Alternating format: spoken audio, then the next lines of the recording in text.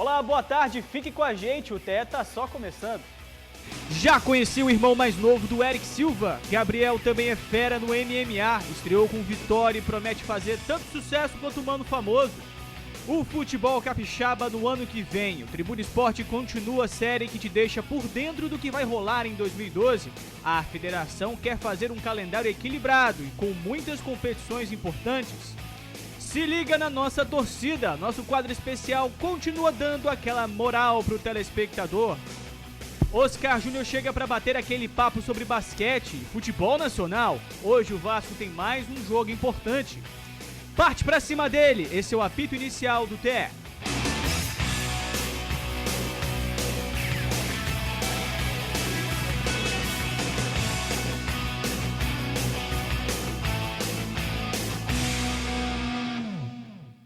A fera capixaba do UFC, Eric Silva, tem um irmão. Ele também é bom de briga. Conheça agora o Gabriel Silva.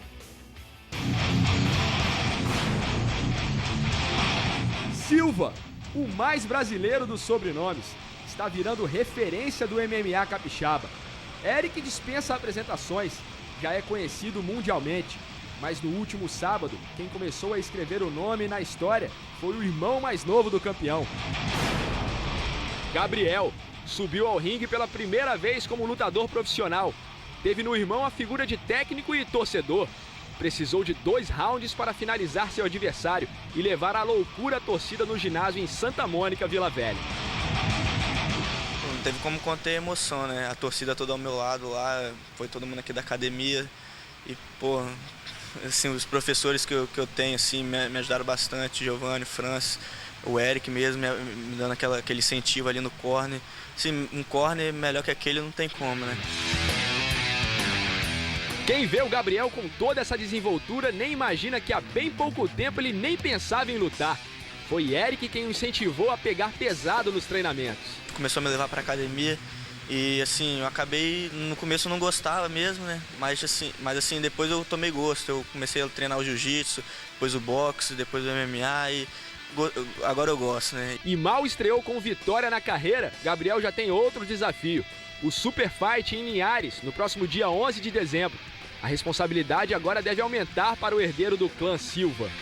Vou voltar aos treinamentos já amanhã, não quero demorar muito, quero estar treinando, quero estar bem lá também, como eu tive no sábado. Assim, o Eric vai estar lá também, vai ser bom de novo. O Gabriel está apenas no início de uma carreira bastante promissora. O irmão dele, Eric Silva, fez inúmeras lutas até chegar ao octógono do UFC. O caçula da família sonha, mas prefere ser cauteloso quando o assunto é futuro. Vai fazendo o seu, né? Vai devagar, daqui a pouco as portas vão se abrir, né? Se for isso mesmo, se eu tiver futuro aí, só Deus sabe. E se o filho é precavido, o pai acredita em muito que Gabriel vai chegar no mesmo patamar de Eric. Eu não tenho dúvida que o futuro do Gabriel é um futuro muito bonito, né? Vai fazer a mesma carreira do Eric, né? Porque ele tem muita disposição, tem muita força de vontade e é isso que precisa um bom atleta, ter muita vontade para chegar onde quer.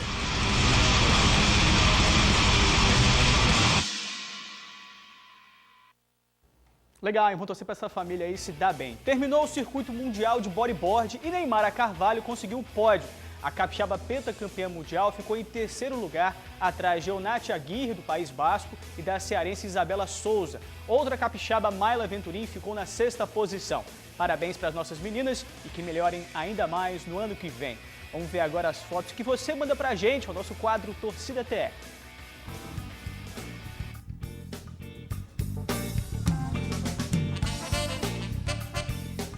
Domingo é dia de jogo e a torcedora Carla Danta não perde a chance de torcer.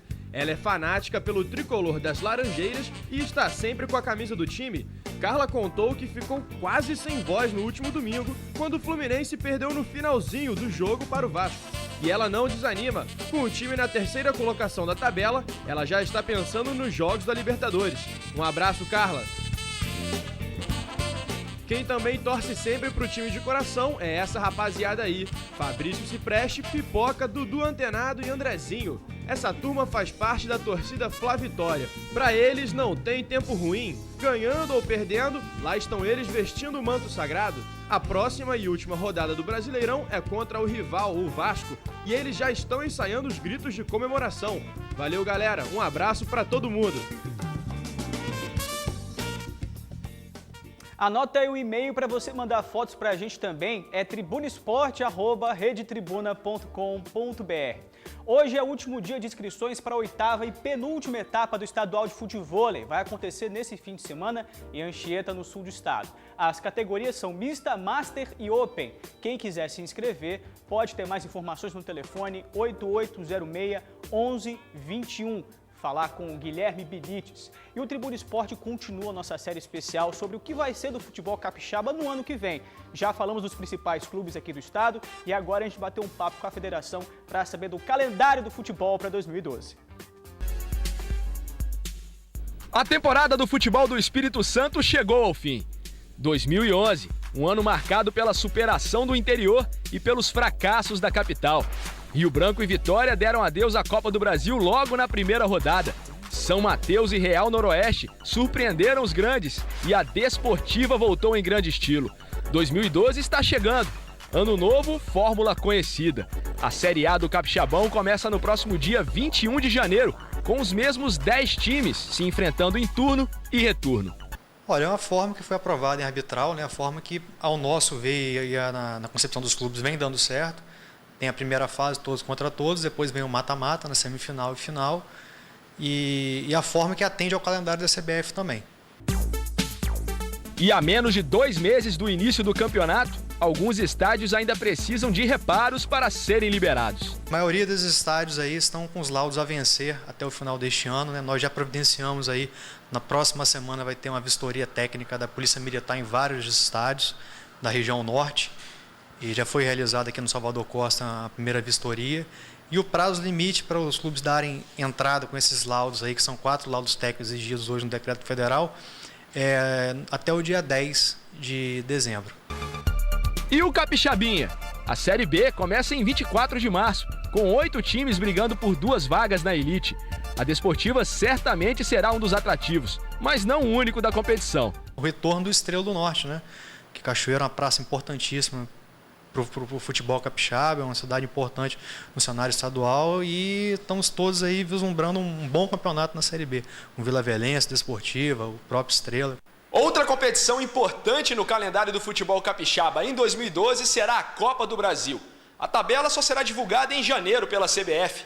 São Mateus, campeão capixaba, e Real Noroeste, campeão da Copa Espírito Santo, estão confirmados como os representantes do estado no torneio nacional. Então já indicamos as 2 equipes. Ontem mesmo teve um vistoriador da CBF visitando o Sernambi, fazendo algumas notificações com relação ao estádio e foram os clubes indicados, né? Ao longo de 2012 serão 14 competições organizadas pela Federação de Futebol do Espírito Santo, incluindo o Capixaba Feminino e a Copa do Brasil Sub-17. A gente tem um calendário repleto aí, nós teremos futebol de janeiro a dezembro no próximo ano, estão sendo 14 competições, né? Dando destaque aí também para a Copa do Brasil Sub-17, que vai para a sua 5ª edição e se consolidou como a principal competição da categoria no Brasil. Torcer por um ano melhor, então, né? Esse é o nosso fim de primeiro tempo. Na volta tem Oscar Júnior com os comentários do dia e ainda a participação da galera aqui no Facebook. Um instante só e a gente já volta. Já estamos de volta com o segundo tempo do Tribuna Esporte com o Oscar Júnior para comentar o que tem de bom hoje. É verdade. Tudo hoje, bem, Oscar? Além da chuva, né? Além rapaz, da chuva, até hoje o que chama realmente a atenção é o querido e simpático Vasco. Antes da gente falar do Vasco, vamos falar um pouquinho aqui do pessoal que participa com a gente aqui sempre no programa. Olha, se o Vasco for campeão, vencedor, pega a LDU, hein? Pega a LDU, já passou pelo Vélez, a gente tem o Ganhou Vasco. de 1-0 antes. Tá programado pra gente falar, tem aí a Nive com a notícia. Mas só vou dar um abraço, Oscar, pra Regiane da Silva Santos, que tá aqui participando, falando aqui, ó, Dali Vascão na Sul-Americana, falando do Vasco. Abraço para Larissa Pires de Oliveira, que está aqui mandando boa tarde para mim, boa tarde para você também. Ok, Larissa. Agradecendo, chamando a gente aqui, falando que vamos hoje na Sul-Americana. E o Vasco, que é a notícia hoje no jornal, tá no ponto, pode soltar para a gente. Isso, drible no impossível. O Vasco que hoje tem um jogo complicadíssimo contra Universidade do Chile lá no Chile e que pode pegar, como você falou, Oscar, pode pegar a LDU, que também é outro time forte. É verdade, a manchete do jornal Tribuna, por quê? Porque realmente o Vasco superou diversas dificuldades, poucos acreditavam que o Vasco conseguiria passar aquela situação toda, primeiro do Ricardo Gomes e depois o Vasco aí, ó, depois, ser campeão da Copa do Brasil e manter essa pegada, porque é muito difícil um time ser campeão de uma competição importante como é a Copa do Brasil e manter a pegada em outra competição logo em seguida, paralela. A Copa do Brasil começou, o Campeonato Brasileiro já estava em andamento. Então o Vasco conseguiu tudo isso, sempre, agora esse jogo contra o Fluminense, quando ninguém mais dava, o Corinthians já praticamente pensando que já era o campeão, o Vasco aos 40 e pouco, 46, 47, faz o segundo gol. Então nada é impossível, mas que vai ser difícil hoje, vai. Então vai, e se o Vasco passar, o Vasco sabe que vai pegar pedreira, porque ganhar lá em cima, lá no alto do morro, lá no Quito. O Fluminense sabe bem disso. Nós 2 vezes. Ó, quem está falando sobre isso aqui no nosso mural é o Anderson Pontini, olha só.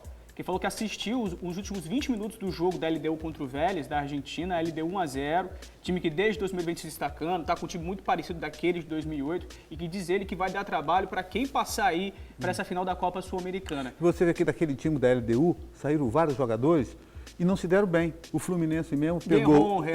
O Guerron, você vê, os únicos que não voltaram, mas muitos voltaram. O Ruth, aquele que veio até para jogar no Fluminense, que era o capitão, voltou para lá e é o titular. E o Campos, aquele zagueiro que veio para o Atlético Mineiro, não se deu bem, está lá. Enfim, só o Guerron realmente que saiu, se firmar, exato, né? E não voltou. Então é aquela mesma equipe e que realmente ele faz o placar, faz a diferença quando joga lá no alto do morro. Guerron que tá para ser rebaixado aí com o Atlético Paranaense. Olha, abraço também para Marcola Bodyboard, tá aqui pedindo um abraço. O Wellington Martins também, que tá pedindo aqui, falou que tá grudadinho no Tribuna Notícias e depois no Tribuna Esporte também. Legal aí todo mundo que tá participando. Oscar, uma outra notícia que tá no jornal hoje e que é interessante é a volta do Jobson ao Botafogo. Dizendo que agora vai virar o Santos. Chega de fazer bobagem, né, o que ele tá falando. O Jobson promete não pisar mais na bola. E ele falou outras coisas ainda, sabe? Realmente, porque ele falou que já está numa situação que ele não aguenta mais errar tanto, mas o Jobson aí é essa última oportunidade que é um desperdício, ninguém acredita. Se você conversar com os próprios jogadores, com dirigentes de outros clubes, treinadores, como é que um rapaz com tanto talento joga tudo fora e só sabe fazer aquilo, só sabe jogar futebol. Tem jeito pro Jobson ainda, Oscar? Pô, rapaz, pra tudo deve ter um jeito, né? Mas pra ele poucos apostariam. Por quê? Já é a terceira, quarta ou quinta chance que ele vai ter. Se ele não aproveitar essa agora, babau, não tem mais jeito, só volta a jogar em março, tá ainda cumprindo aquela suspensão de mais 6 meses, problema de doping, cocaína, enfim, e veja só esse ano ele passou pelo Atlético, não se deu bem, pelo Bahia também chegava bêbado, chegava atrasado, achava que era o dono da cocada preta, com problema de mulheres, enfim, e isso, né? Para jogador profissional pega mal.